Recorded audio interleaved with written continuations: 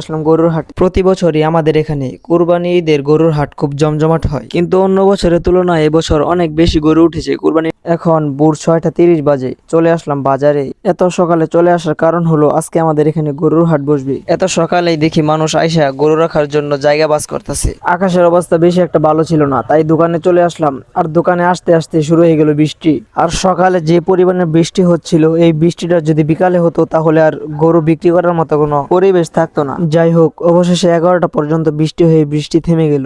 12টার সময় চলে গেছিলাম বাড়িতে, ফ্রেশ হয়ে আবার চলে আসলাম বাজারে।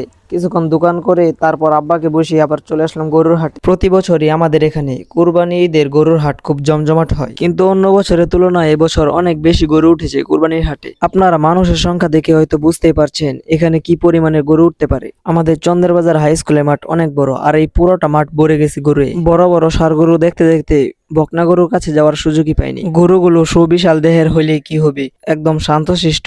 দেখতে যেমনটা হিংস্র মনে হয় তেমনটা মোটেও না। হাঁটতে হাঁটতে মাঠে দেখা হয়ে গেল আলামিন ব্যাপারীর সাথে। মাঠের যে অবস্থা হয়েছে, জুতা পায়ে দিয়ে মাঠে ঢোকার কোনো অপশনই নেই। কুরবানি মানেই হলো ত্যাগ স্বীকার করা। প্যাক পার হয়ে গরু কিনে একটু ত্যাগ স্বীকার করেন। তবে কষ্টের বিষয় হচ্ছে একটা, এবারে কুরবানি দিতে পারবো না। আর্থিক কিছু সমস্যা থাকার কারণে এবারে কুরবানি দেওয়াটা আর হবে না। সমানেই গরু বিক্রি হচ্ছিল, ষাঁড় গরুর পাশাপাশি বকনা গরু ছিল এবং পর্যাপ্ত পরিমাণে ছাগল উঠছিল।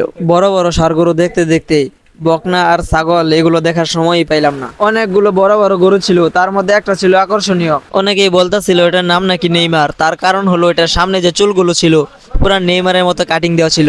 গরুটা অনেক কিউট এবং শান্তশিষ্ট, তাই দেখলাম অনেকে এটার সাথে ছবি আর ভিডিও করতেছে। আমার জানা মতে আজকের হাটে 500 গরুর মতো বিক্রি করা হয়েছে। এটাই মনে হয় চন্দ্রবাজারের কুরবানি হাটে সবচেয়ে বেশি গরু বিক্রি করার রেকর্ড। যাই হোক, যারা এত কষ্ট করে কাদা মাখিয়ে কোরবানির জন্য গরু কিনলেন, আল্লাহ যেন তাদের কোরবানি কবুল করেন। আজকের মতো ভিডিও এই পর্যন্তই। সবাই ভালো থাকবেন। ঈদ মুবারক।